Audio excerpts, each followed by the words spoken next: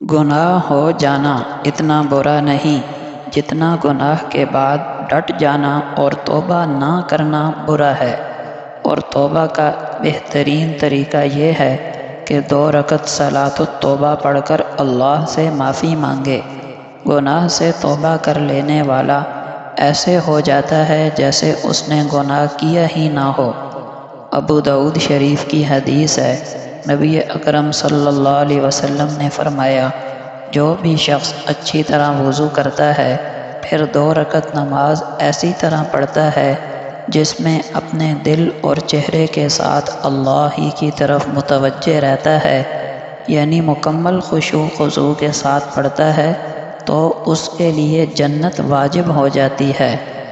کیا ہم نہیں چاہتے کہ جب ہم اللہ کے دربار میں پہنچیں تو جنت کے سارے دروازے ہمارے لیے منتظر ہوں؟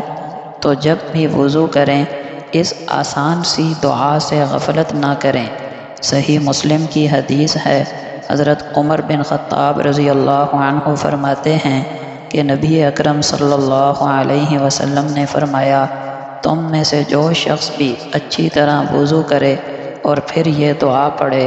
اشہد ان لا الہ الا اللہ وحدہ لا شریک لہ